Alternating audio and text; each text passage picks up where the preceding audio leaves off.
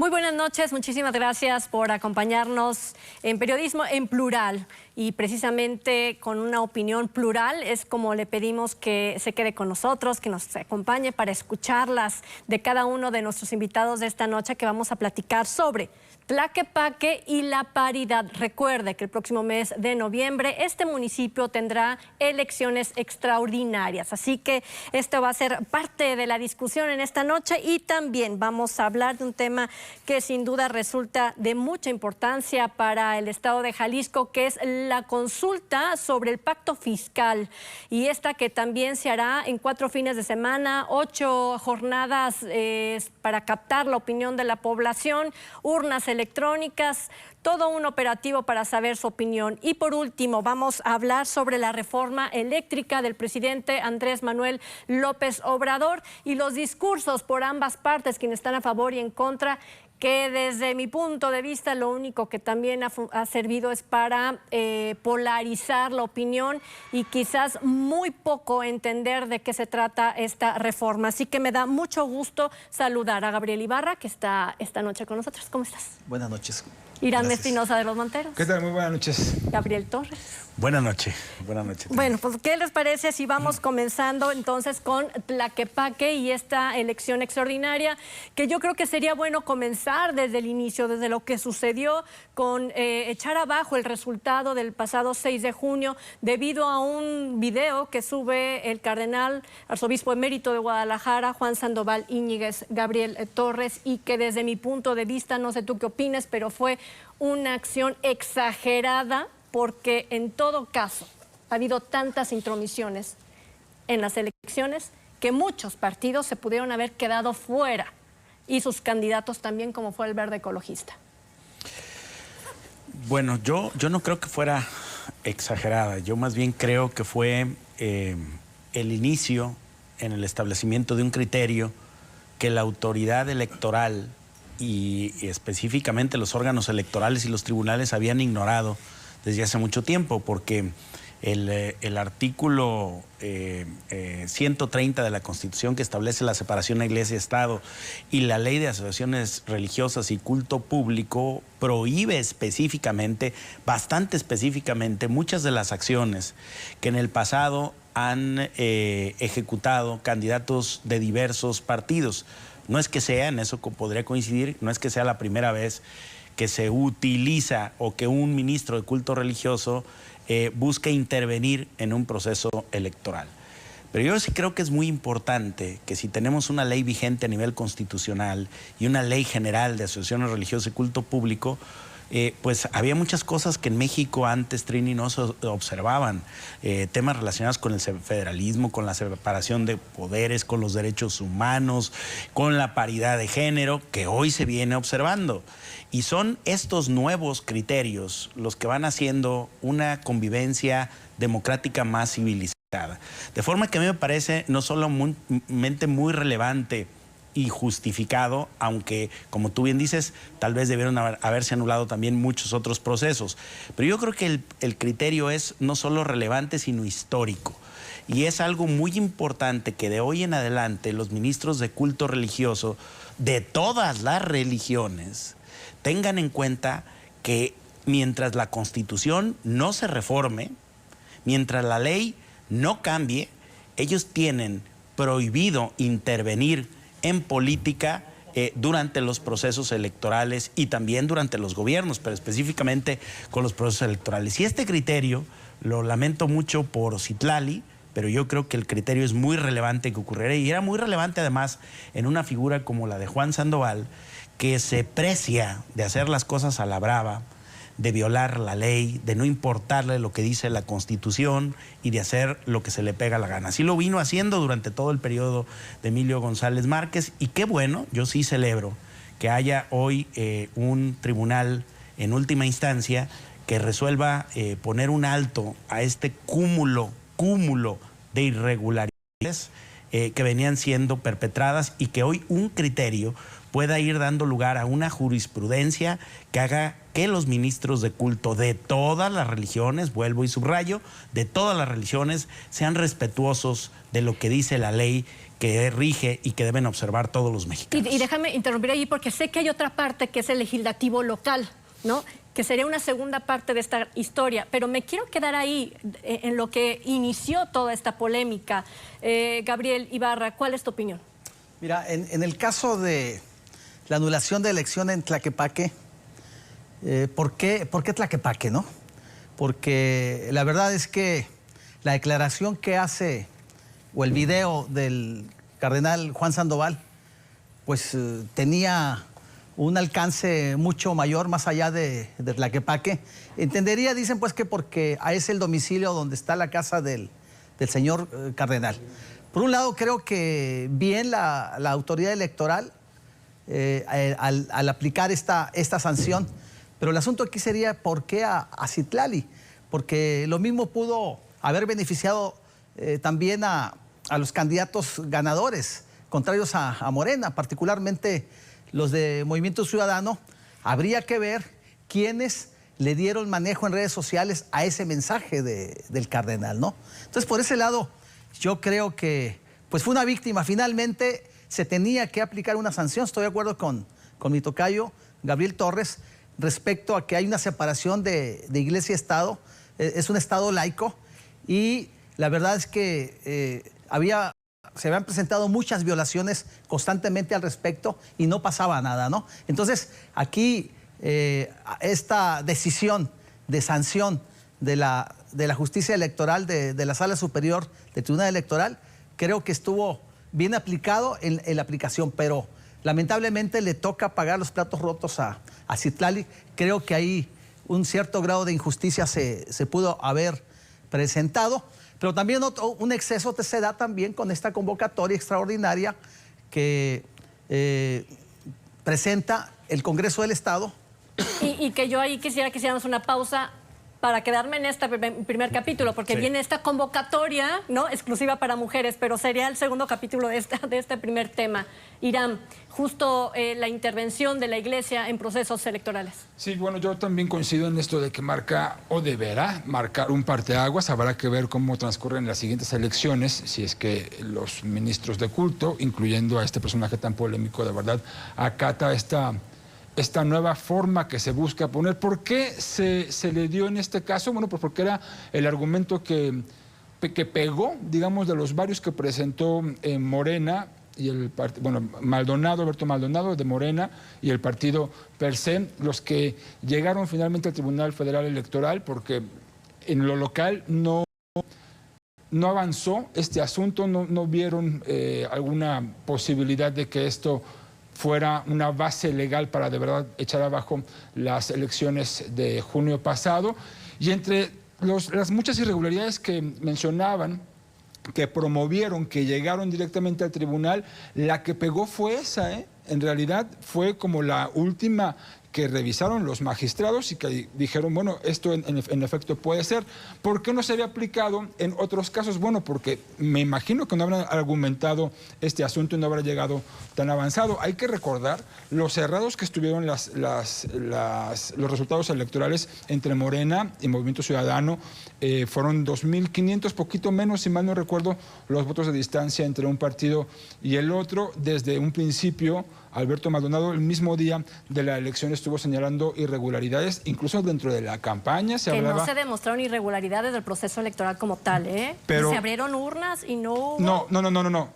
Del proceso electoral no, pero de la campaña sí. Era lo que se señalaba, el uso de recursos públicos del municipio de Tlaquepaque en favor de la candidata del Movimiento Ciudadano, que pues era lógicamente para que continuara en este mismo sentido. Si fue cierto o no, no lo sé, porque reitero, eso no fue algo que a los magistrados les pareciera una base fundamental. En cambio, sí, la figura de Juan Sandoval, y como ya decía don Gabriel Ibarra, justo este asunto de que la figura de Juan Sandoval Íñiguez es preponderante en el municipio de Tlaquepaque, ¿no? Y ahí tiene su residencia. Y ahí vive, justamente ahí olvide su cumpleaños, pero cada año es mañanitas y también cuando lo ordenan sacerdote. En fin, es una figura de arraigo en el municipio de Tlaquepaque y entiendo que ese también fue un asunto que tomaron en cuenta los magistrados. Y ahora, con un as bajo la manga, con un principio constitucional de la paridad, busca Movimiento Ciudadano rescatar ese triunfo de Citlali Amaya y Gabriel? Rescatarlo y obviamente la gran influencia que tiene Movimiento Ciudadano, el gobierno alfarista en el Poder Legislativo, se manifiesta al sacar esta convocatoria con dedicatoria exclusiva para la participación de mujeres. O sea, ¿cuándo habíamos visto esto? Y bueno, vienen las reacciones, los estudiosos del derecho la descalifican, consideran pues que es anticonstitucional, antidemocrática, porque no hay un argumento jurídico que le dé validez a esta disposición que presentan los legisladores.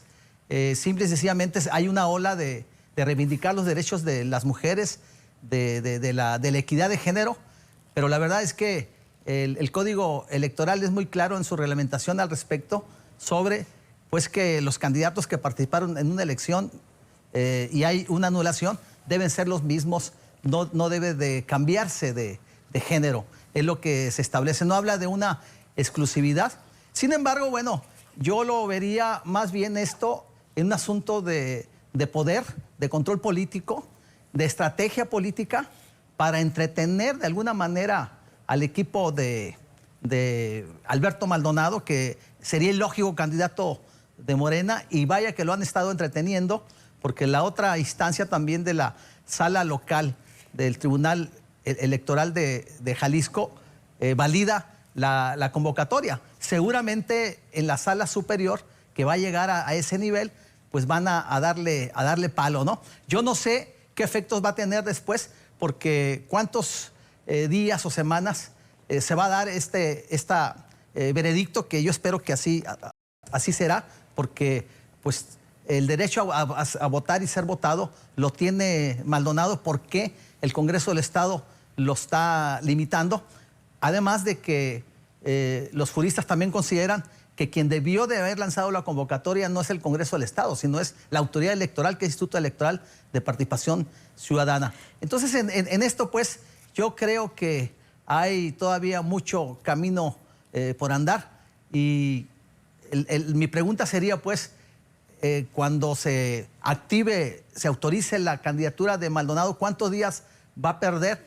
Digo, va a perder, que no va a poder hacer campaña, y esos días, los contrarios, el caso de Citlali, pues también eso se podría argumentar en cuestión de una elección inequitativa, y podría ser un elemento también, si es muy cerrado el resultado, para que se vuelva a anular la elección. Solo déjame decir algo. El principio de paridad se aplica ahora como una acción afirmativa para la participación de las mujeres en la política. Está apegado a la Constitución desde el 2014 y tiene la finalidad de la igualdad sustantiva entre sexos, que de sustantiva, ahora hay que preguntarle a Gabriel Torres, si vemos en estos procesos electorales de verdad una igualdad sustantiva, y me refiero a qué, a que ahora sí ponen este principio de paridad en una elección extraordinaria, pero no lo hicieron así en la elección del 6 de junio, donde, por ejemplo, Zapopan y Guadalajara, que son los municipios más habitados, deberían de estar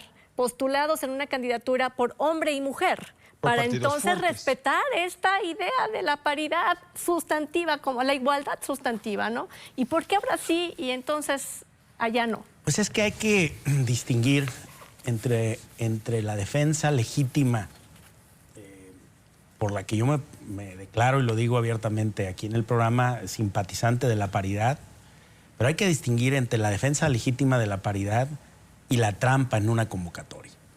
Y lo digo con todas sus letras, ya lo dijo Guadalupe Ramos Ponce, una de las feministas que a nivel latinoamericano preside uno de los organismos más prestigiados, además es una doctora en Derecho, y ella salió inmediatamente a decir, a ver, no utilicen una bandera del feminismo para robarse una elección, para eliminar de la contienda a su principal contrincante por la vía de la chapuza. Que eso es lo que hizo una de las legislaturas más desacreditadas que ha tenido el estado de Jalisco. Que cuando tú lees la sentencia del tribunal, el tribunal dice se anula la elección porque hubo una causal que pudo haber generado inequidad en la competencia, y la elección se repite en los mismos términos que la anterior. con los mismos actores. Y entonces lo que hace el Congreso es agarrarse de la paridad para dedicarle la convocatoria y excluir mediante esa convocatoria al principal contrincante que tuvo el partido en el gobierno en la elección de Tlaquepaque. Es decir, van a buscar ganar por las malas esta segunda elección. Yo creo que no era necesario, porque el partido en el gobierno es gobierno del Estado, es gobierno municipal, lleva todas las condiciones de ventaja. Para ganar. Ganaron la primera elección y no fue metiendo ni robando votos. Hay una causal muy polémica que, repito, yo creo que sienta un presidente importante, pero que se pudo haber aplicado en Guadalajara, en Zapopan o en cualquier otro lugar porque también. Porque la elección tuvo que haber sido diferente. Exacto. Pero se repite la elección. Cuando hemos visto que aplicaban los magistrados de la Sala Superior la causal de nulidad abstracta, que afortunadamente ya desapareció como causal de nulidad, que cuando anularon Tabasco y luego anularon Colima, entre otros estados, todas esas grandes elecciones que se repitieron, cuando se repetían ganaba nuevamente y por más votos el partido que había ganado en la primera. Claro. Entonces yo creo que no hay ninguna razón para que Movimiento Ciudadano esté buscando hacer esta chapuza, vistiendo una convocatoria excluyente con el tema de la paridad. Y la verdad, qué papelón ha hecho la sala estatal del Tribunal Electoral con esta resolución, que por cierto sale por votación dividida. Habrá que ver cómo va a salir en la federal. Pero lo que sí puedo decir es de que al día de hoy ya se judicializó nuevamente la elección en Tlaquepaque, porque en lo que el tiempo encoge, Morena no puede tener candidato. Porque ya dijo el presidente de ese partido que su candidato es el mismo de la elección anterior, como marca el sentido común y la lógica. Claro. Pero no puede ser porque el Congreso, con mayoría del partido en el gobierno, lo ha impedido a través de una convocatoria chapucera que lo que hizo es eliminar a su principal contendiente. Para irnos a la pausa, Hiram. Bueno, yo nada más también quisiera agregar que esta misma convocatoria, a todas luces chapucera y de verdad vergonzoso el papel que tiene el legislativo, que ya está por culminar, y quién sabe cómo venga el otro, que también viene sumamente controlado por el Movimiento Ciudadano. Esto también elimina la posibilidad de que cualquier ciudadano se postule como candidato independiente. ¿Por qué? Porque un hombre no cumple obviamente con esa convocatoria, y así se elimina también el derecho político que tenemos todos.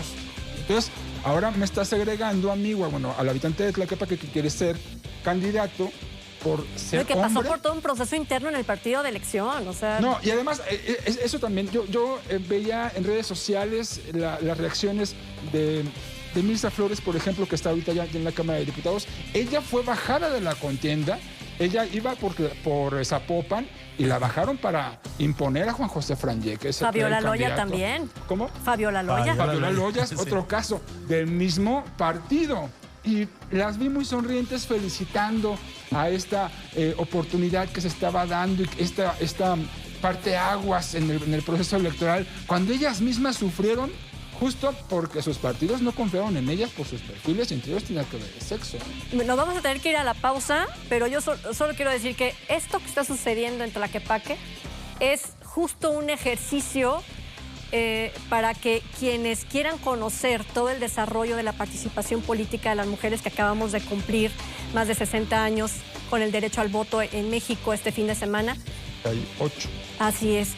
De la misma forma, este capítulo es un proceso muy claro para analizar cómo el patriarcado sigue metiendo las manos en procesos electorales, políticos, y que también entorpecen la participación política de las mujeres. Eso es lo que yo creo y lo que podría sustentar hasta ahorita por lo que está sucediendo. Pero ¿qué les parece si nos vamos a la pausa? Y cuando regresemos vamos a hablar de este pacto fiscal, esta consulta que también va a ser el Instituto Electoral y de Participación Ciudadana el próximo mes de noviembre y diciembre. Al regresar.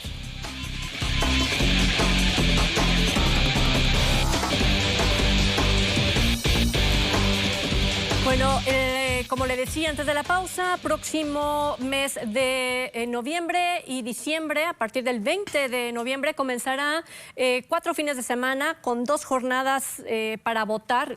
Podría decir como si fueran electorales, pero es una consulta que será durante sábados y domingos en los 125 municipios del estado de Jalisco para saber, y le voy a leer la pregunta. Esto es lo que a usted le van a preguntar.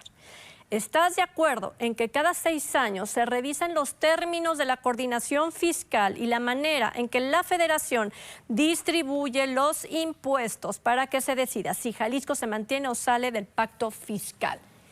¿Qué es lo que le están preguntando? Pues es una pregunta inducida, la respuesta es sí. No necesitamos hacer una consulta para responder eso. O sea, es una pregunta inducida de obvia y natural respuesta. Lo que en todo caso no entendería es para qué hacer una consulta sobre un tema que es tan obvio y además que es responsabilidad del gobierno resolverlo.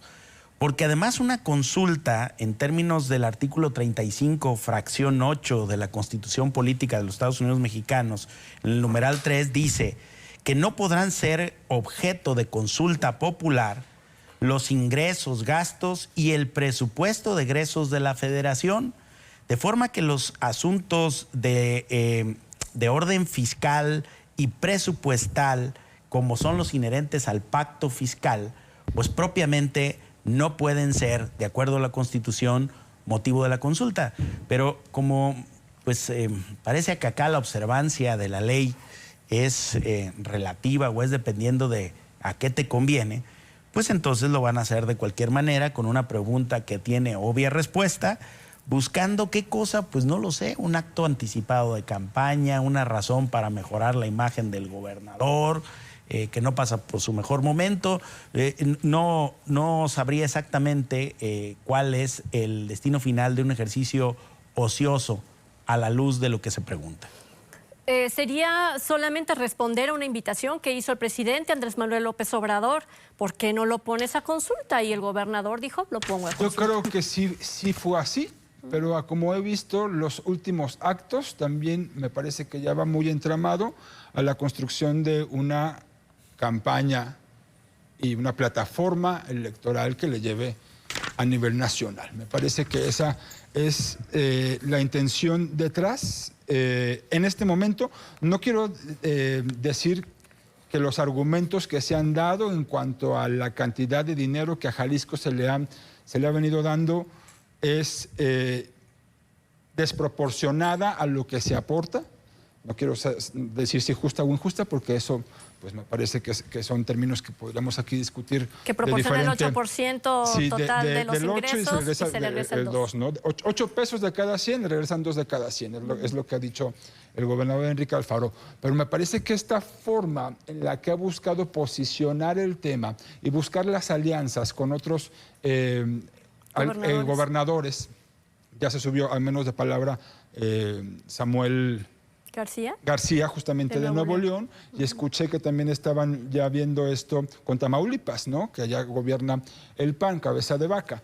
Y me parece, es más, ¿recuerdan ustedes este pacto federalista o grupo, cómo se llama? Alianza Federalista. Alianza Federalista, ya no lo hemos escuchado en realidad, y me parece que eso es porque, bueno, de entrada obviamente cambiaron los gobernadores de varios de esos estados que estaban sumados, pero porque ya no le estaba dando. Y el gobernador Enrique Alfaro, y en su pleno derecho, pues, de aspirar a otro cargo de mayor,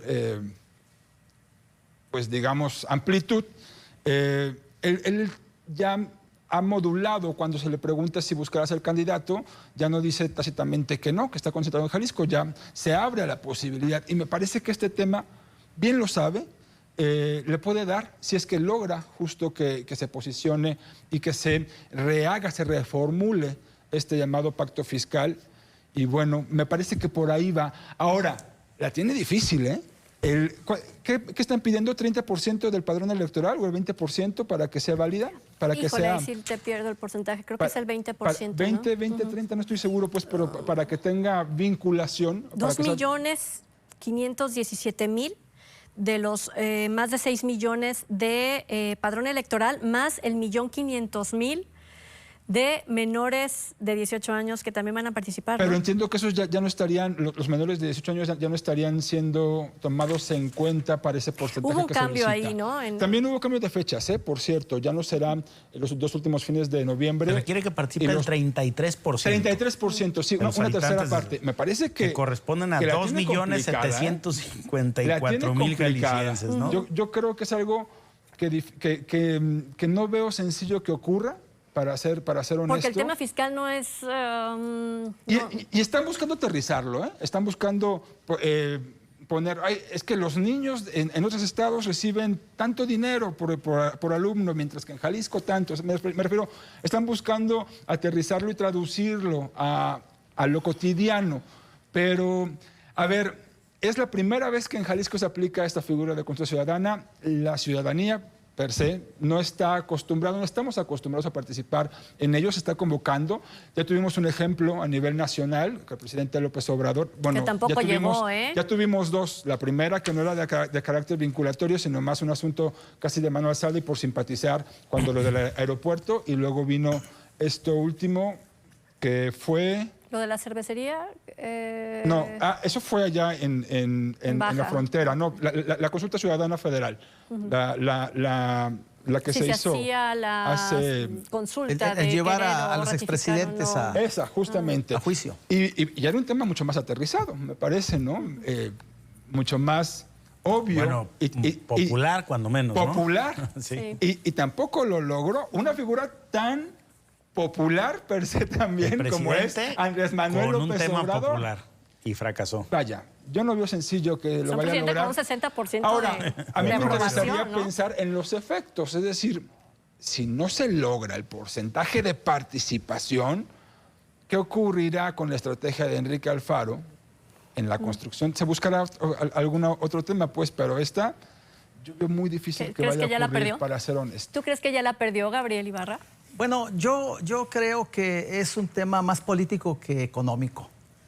Es una forma de presión que está haciendo el gobernador Enrique Alfaro al gobierno federal para que Jalisco tenga más recursos, para que su propuesta de proyectos reciban apoyo del gobierno federal, que ha habido pláticas durante los últimos meses, reuniones del gobernador con el presidente y con el gabinete. Sin embargo, pues no se ve cristalizado en hechos. Entonces, esta consulta se hace en el contexto también de la discusión en la Cámara Baja del presupuesto para el ejercicio fiscal 2022. Entonces, yo creo que es una forma de presión que está haciendo uso el gobernador para orillar al gobierno federal que le dé más recursos. Pero por otro lado, como bien lo señala mi tocayo, no tiene efectos prácticos, esta consulta no puede tener, porque los temas fiscales no entran a través no son motivo de una figura de democracia a consultarse, pues Eso va directo a una propuesta legislativa y el Así es. Si realmente quisiera el gobernador que el tema, pues ir más a fondo, es simple y sencillamente pues pedirle una iniciativa al Poder Legislativo para que Jalisco se separe del pacto fiscal. Sin embargo, y no se requiere mayoría calificada, simplemente que vote el Congreso del Estado y ya nos salimos del pacto fiscal. Pero el problema aquí sería también, como dicen, darse un balazo en el pie derecho y el pie izquierdo, toda vez que de cada 10 pesos que gasta el gobierno de Jalisco, 9 son recaudados por el gobierno federal. 9. Entonces, para ello, pues tendría el gobierno de Jalisco que recaudar impuestos. Y es lo que le tienen miedo los gobernadores a hacerlo, cualquier partido, porque te peguen la popularidad. Sí. Entonces, Si O sea, realmente... más impuestos o elevar tasas. Más crear la infraestructura como tal, así ¿no? es. Ahora, aquí lo que preocupa es si se llegara a salir Jalisco de cómo sostienes el monstruo de salud, el monstruo de educación y el monstruo de seguridad, donde participa ISSSTE-IMSS, por ejemplo, Claro. con un porcentaje enorme de atención, donde participa la Secretaría de Educación Pública donde participa el Ejército, ¿no? La Marina, para poderlos cuidar, ¿no? A todos y todas las jaliscienses. ¿De dónde? Sí, o sea, imposible, pues. Pero ahora, por otro lado, en abono al gobernador diría, pues que yo creo que sí hace falta, si es necesario, una revisión al pacto fiscal. Tiene más de 40 Sí años, se ¿no? tiene que hacer. Bueno, hubo una reforma hace 13 años a la ley De fiscal. coordinación fiscal, sí. Hubo un cambio en el 2013, hace 13 años más bien, ¿no? Hace 13 años. Pero la verdad es que no sabemos realmente la situación actual. Yo creo que sí tendría que revisarse el pacto fiscal. En eso creo que sí tiene razón el gobernador. Pero el camino que está siguiendo no creo que... Es más bien ruido, es más mediático. Como bien lo señalaba Hiram, es un posicionamiento de un tema nacional. ¿Y qué va a lograr? ¿Va a cambiar el presidente de actitud? ¿Va a acceder a lo que pide el gobernador de Jalisco? Bueno, esto ya lo hicieron, ya trataron de hacerlo a través de la Alianza Federalista de Gobernadores el año pasado. Fue uno de los temas, precisamente, le pidieron cita al presidente y el presidente le respondió pues que no permitiría que le faltaran el respeto a la investidura presidencial, que era politiquería, que era electorero el tema, y simple y sencillamente no les dio respuesta, no los recibió. Y por otro lado, pues surge esta acusación contra el gobernador de Tamaulipas, y estaba haciendo mucho ruido esa Alianza Federalista de Gobernadores. ¿Y qué pasó? Se desinfló completamente, ¿no? Y ahora, en el contexto de que se discute el presupuesto para el 2020, para el 2022, y Jalisco fiscal, quiere ¿no? una serie de obras que no le ha dado apoyo del presidente, el gobernador lo está haciendo. ¿Va a lograr que cambie de actitud el presidente?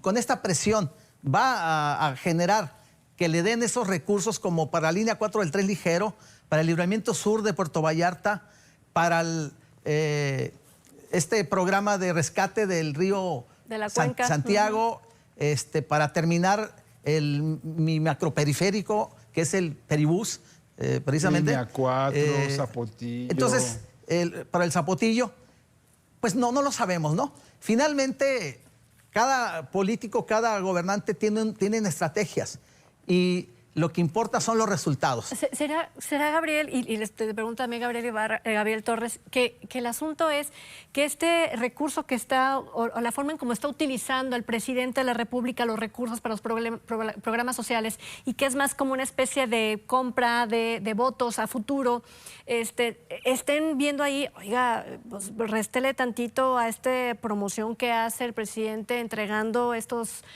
programas de manera directa, porque nos dejan desventaja, pues. Sí, yo creo que sí, que hay una actitud clientelar y corporativa en la administración de los programas de asistencia social del gobierno federal y del gobierno de la República, es innegable.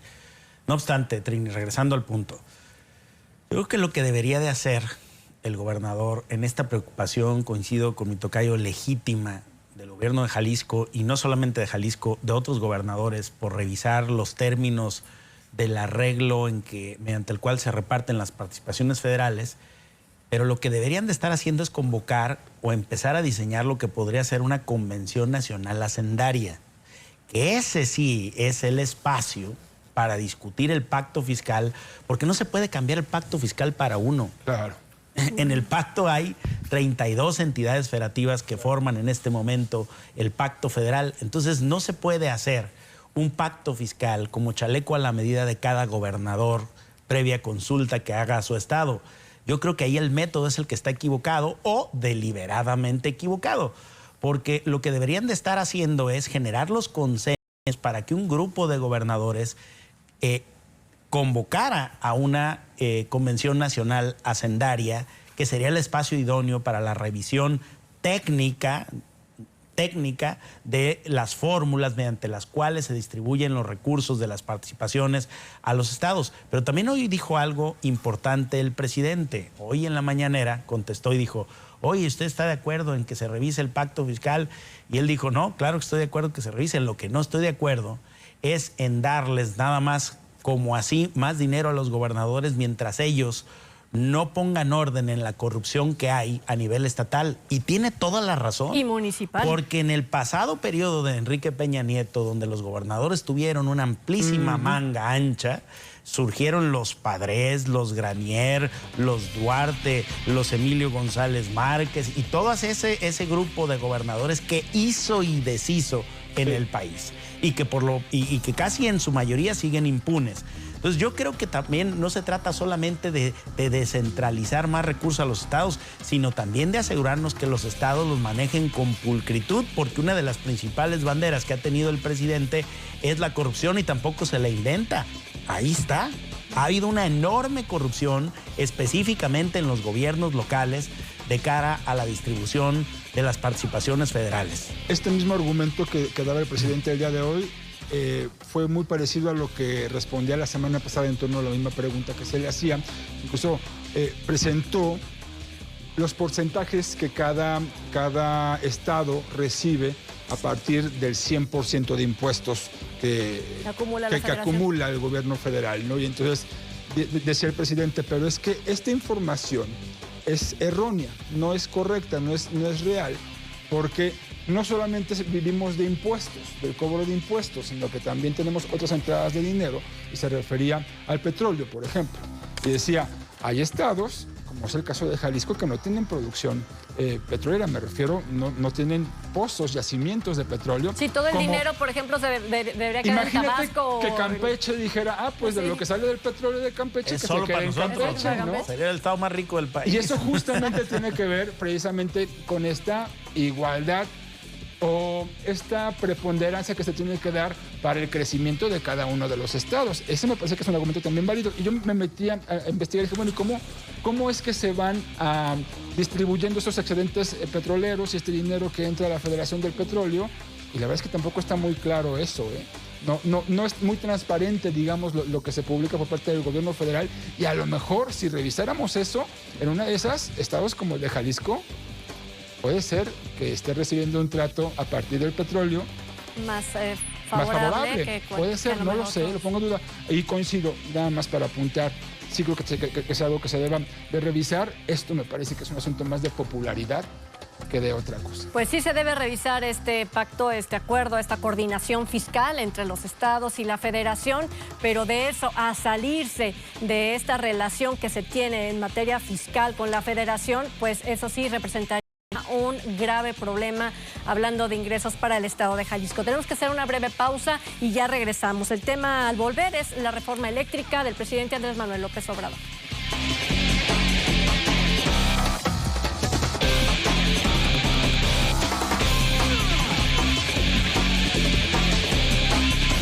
¿Qué es lo que sabemos? ¿Qué es lo que leemos? ¿Qué es lo que escuchamos? ¿Cuánto sabemos de toda la infraestructura, la operación, de cómo se manejan la energía, la producción y distribución, el cobro de energía eléctrica en nuestro país? A mí se me hace un tema muy, muy delicado, pero que está en boca de todo el mundo y sobre todo polarizando a la población con discursos que están, desde mi apreciación, muy alejados de la realidad, tanto de un lado, que pudieran ser los defensores de la 4T, como los opositores al gobierno de Andrés Manuel López Obrador. Gabriel Torres, te pregunto, en realidad, ¿ves que detrás de todo este discurso hay un deseo de manipular a la población para poder llevar agua a su molino cada uno? ¿O ves un diálogo, una discusión, una polémica auténtica?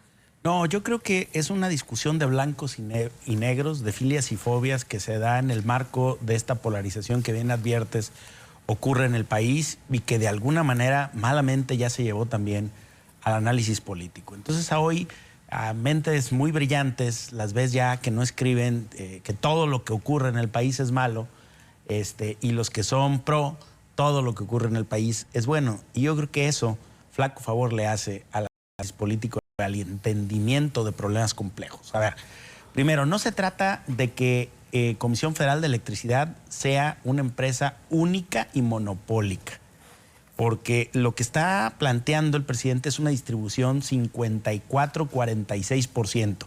54% del mercado lo atiende Comisión Federal de Electricidad y el 46%, que no es menor, casi la mitad del mercado, lo atendería la iniciativa privada. Lo que pone es un tope a la participación de la iniciativa privada. Y yo creo, o sea, yo he visto lo que pasó con la transformación, por ejemplo, de una empresa como Teléfonos de México, que en su momento era monopólica, y cuando se abrió a la competencia de otras empresas, lo que mejoró en esencia fue la calidad del servicio primero y después los precios. Ahora bien, los que defienden la reforma de Peña Nieto y que dicen que esta reforma que plantea el presidente es una regresión, se olvidan que la reforma de Peña Nieto no fue legítima porque no cumplió lo que le prometió al usuario. Peña Nieto prometió que abriendo a la participación privada de la energía eléctrica, los usuarios de la energía eléctrica pagarían un costo menor por la energía eléctrica. Y eso no es así. No pagamos menos dinero en nuestro recibo de la luz. Entonces yo creo que esta reforma en principio no logró el nivel de legitimidad social que debería. Si hoy estuviéramos planteando, vamos regresando a un esquema de una empresa monopólica que te va a cobrar más, te aseguro que no habría manera de que el presidente defendiera eso. Pero lo que el presidente está diciendo es que la apertura no devino en un mejor servicio ni en un mejor costo, y en eso tiene toda la razón. Es decir, la reforma eléctrica de Peña Nieto fracasó. Ahora, ¿por qué fracasó? Por la corrupción, Trini. Básicamente por la corrupción, porque CFE perdió mercados, pero a la vez fue obligada a endeudarse para comprar electricidad a empresas privadas y fue fraccionada en diferentes subsidiarias que no podían ayudarse a intercambiar información debido a una separación legal obligada. Además, estas empresas que obtenían certificados de energías limpias, a veces produciendo apenas 1 kilobyte de energía, y ya se decían que tenían energías limpias, también obligaron a CFE a pagar renta de gasoductos privados que no están funcionando todavía a la fecha y por los cuales CFE, con el dinero de todos, tenía que pagar un uso aunque no recibiera gas. El problema generó también un desorden regulatorio en la pasada administración y una tendencia donde la mayoría de los países están buscando precisamente hoy resguardar sus energías que les den lo que se llama la autonomía energética. Yo creo que pocos países todavía tienen una empresa propiedad de la nación que tenga, digamos, que genera la mayoría de las energías que el país consume. España no la tiene y por eso es tan cara la energía en España. Y que traen un bronconón. Y traen una bronconón porque que están en manos de la iniciativa privada que les sube y les baja los precios y les genera grandes problemas. Sí. Que son empresas con presencia en México en la administración pasada. Así es. Entonces, yo creo que hubo muchísima corrupción y sí se queja y lo dice bien el presidente. Es decir, enumera uno a uno de los puntos donde había corrupción. Ahora, el presidente no está diciendo que CFE sea el único que pueda tener energía, no. Dice que el 54%, pero es decir, si quiere que la bajarlo, rectoría... No, el proyecto es en 54, estaba en más, estaba en 60 y tantos.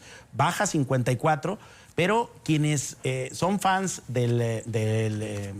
digamos, del mercado absoluto como regulador, pues creen que el Estado no tendría por qué establecer ningún tope a la participación. Yo creo que se equivocan, ¿eh? Yo creo que se equivocan, porque la apertura que hasta hoy se ha dado, reitero, no ha mejorado el precio ni ha mejorado la calidad del servicio. Y mientras eso no ocurra, yo creo que esta reforma no va a tener legitimidad social hasta que la iniciativa privada no demuestre que tú puedes pagar a un menor costo la energía eléctrica, y entonces sí, ¿quién quiere pagar más? Pues los mexicanos vamos a estar de acuerdo, pero a partir de la reforma eléctrica de Peña Nieto esto no ocurrió. energética, ¿no? Y es que, ojo, lo que suceda de aquí hacia adelante con esta reforma eléctrica pudiera seguir siendo la pauta para rescatar, y yo así lo creo, Gabriel Ibarra, tú dime, las mineras, por ejemplo, o el petróleo, etcétera, todo, al que le apuesta más se lleva toda la riqueza, ¿no? Me refiero, va a llegar un momento en que la energía eléctrica va a ser de los españoles, por ejemplo, o el gas LP va a ser de Estados Unidos, o etcétera, si México no recupera lo que es suyo. Mira, a mí no me queda claro la argumentación del presidente de los excesos y de la corrupción que se dio con la participación del sector privado. A mí lo que me preocupa es que se hizo una reforma energética en el país, se abre a la iniciativa privada la inversión, se estima que hay cuando menos 40,000 millones de dólares invertidos en la generación de energías limpias, y viene un gobierno y viene a cambiar las reglas que se habían aprobado, en el cual había permitido que el capital externo invirtiera en el país. No me gusta la idea de cortar con machete, en vez de hacer una revisión sobre qué es lo que está mal para cambiarlo, ¿no? Es ese punto que cuestiono. El hecho de que el Estado asuma la responsabilidad como rector de la cuestión energética en cuanto al aspecto de la comercialización y la distribución, porque la producción, bueno, 54% podrá ser de la Comisión Federal de Electricidad y 46% de las empresas, pero no queda claro cómo sería ese manejo, cómo se darían las decisiones para a quién le compro y a quién no le compro. Y ahí, cómo se da un blindaje precisamente para que cerrar a la corrupción. Porque sabemos, pues, cómo se manejan en el gobierno las preferencias. Te compro a ti no te compro. ¿En razón de qué va a ser? Y más cuando que a quien le venda la Comisión Reguladora la están sacando. Barata. La Comisión Federal de Electricidad va a ser la voz cantante única en ese sentido. Ese se me hace un problema, ¿no? Y por otro lado, ¿por qué creer que va a cambiar la cosa? Van a bajar el precio de la energía y va a ser de mejor calidad el servicio, cuando también el presidente ofreció que iba a bajar el precio de la gasolina y no se logró. Que yo veo en esto de bajar precios, lo veo difícil porque hay un mercado internacional que establece un precio estándar en ese sentido, como el caso del petróleo. Entonces, en ese sentido yo tengo mis dudas, pues que esto que se está haciendo de un cambio radical, como lo está pretendiendo con esta iniciativa de reforma o de contrarreforma, que la veo difícil también que pueda pasar, que la veo difícil porque los votos requieren los votos del PRI en la Cámara Baja y los votos del PRI en la Cámara Alta con los senadores. Y veo votos del PRI en contra, cuando menos 15 o 16 que no están muy de acuerdo en apoyar esta reforma en la Cámara de Diputados, y veo un buen número de senadores en la Cámara Alta que no están de acuerdo. Entonces, yo creo que es una estrategia, puede ser una estrategia, no que va a ser, puede ser una estrategia de comunicación del presidente para justificar luego que le dieron palo a esta reforma, como ya se la dieron en el primer intento, la frenaron a través de amparos, para justificarse. Bueno, mi intención era bajar el precio, pero no me permitieron estos intereses creados que existen. Entonces, hay una serie, pues, de dudas que yo tengo respecto a ello, y que el Estado, pues, no ha demostrado ser un buen administrador y daría pie a que los actos de corrupción sigan adelante. A mí, pues. ¿sabes qué es lo que me hace ruido? ¿O qué es lo que me hace ruido? Que tengas enfrente de la Comisión Federal de Electricidad a un Bartlett ahí. Claro. Eso es lo que no me da ninguna confianza. Se dice en Radio Pasillos y demás, en trascendidos, ha salido publicado que puede que sea moneda de cambio, Manuel Bartlett. Es decir, a lo mejor va la reforma, pero cambia ¿A Bartlett? A quien está al frente de CFE. Es lo que se dice y a mí no me suena, la verdad, tan errado. Claro que de pronto esas cosas de Radio Pasillo suelen fallar. Yo creo que hay 3 elementos de lo que he leído, porque es un tema de pronto muy técnico, de lo que he leído y a lo que he entendido, 3 asuntos que son interesantes, importantes, mejor dicho, en esta reforma. Uno ya lo mencionaba Gabriel Torres, este asunto, especificar qué del mercado o qué de la producción le correspondería tanto a lo privado como a lo público, y en efecto ahí tiene que ver con la rectoría del Estado, hablando pues del país para la misma producción y la soberanía que esto significa sobre la producción de energía eléctrica. Eso es uno. El otro tema, me parece que también lo polémico es cómo se volvería esta CFE completamente en juez y parte, es decir, la rectoría total sería a partir de absorber el SENACE y hay otra... la reguladora de energía. CRE. La CRE. CRE y SENACE serían los 2 entes que hoy operan como entes autónomos y que serían absorbidos totalmente por la CFE, de modo que CFE será quien dictará las reglas para ese 46% de los privados. Y el otro punto en particular, y yo creo que ahí es donde se centra el punto focal y la importancia del presidente López Obrador, que es el litio. Este mineral que lo no platicábamos, ¿verdad, que Gabriel? No es otra cosa más que un gran potenciador, mejor dicho, captador de energía. Lo que me refiero es cómo logra acumular. Son baterías, me refiero. Es el futuro de petróleo, eso pues. Están hechas las baterías y es para almacenar la energía. Y en eso hay intereses enormes a nivel internacional y creo que ahí sí habría que hacer un frente común para que el litio mexicano se quedara en manos mexicanas en gran medida y el control sobre el mismo, no por lo que ocurre ahora, sino por lo que ocurrirá en cosa de nada, 10 años. 15 años. Hay que recordar que hay acuerdos internacionales para que ciertos países comiencen ya a dejar de producir vehículos de combustión a partir de gasolina. Y esos vehículos utilizarán pues, enormes pilas a base de litio, y ese litio, pues México, como uno de los que entiendo tiene mayores reservas, pues podrá jugar un papel importante. Yo creo que ahí es el punto medular de esta reforma que está apuntando el presidente. Y concuerdo ya por último con lo que decía Gabriel Ibarra en torno a que pareciera que así como está en este momento la reforma presentada, no habría voto en bloque ni del PRI ni de Morena. A lo mejor no serían grandes números de diferencia, pero no el total de Morena y no el total del PRI votaría con la misma intención, por más que las dirigencias nacionales y el mismo presidente estén llamando a eso. Es lo que he escuchado. Yo creo que lo que va a venir es una adaptación de la reforma para preservar tanto la autonomía de estos entes reguladores como también conservar la autonomía regente sobre el litio.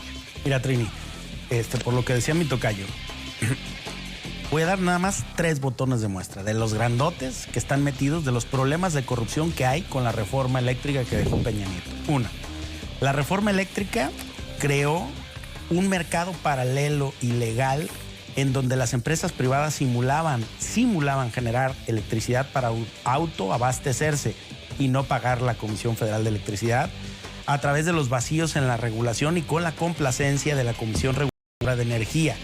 Estas generadoras privadas se hacían de clientes que legalmente consideraban socios a los que en los hechos les revendían electricidad pagando costos menores, aprovechando la figura legal de la reforma. 1, 2. Con el pretexto de generar energías limpias, la pasada administración llevó a un sector a su bursatilización. Te propongo algo. Invita a la gente que te vea en redes sociales para continuar con ese tema, porque nosotros tenemos que despedir. Lo que sí es muy importante es que nos tenemos que informar muy bien en qué consiste esta reforma eléctrica, ver qué hacen los porque políticos. es el inicio de reforma a todo el sistema energético de nuestro país. Muchísimas gracias a todos por habernos acompañado. Usted que tenga muy buena noche.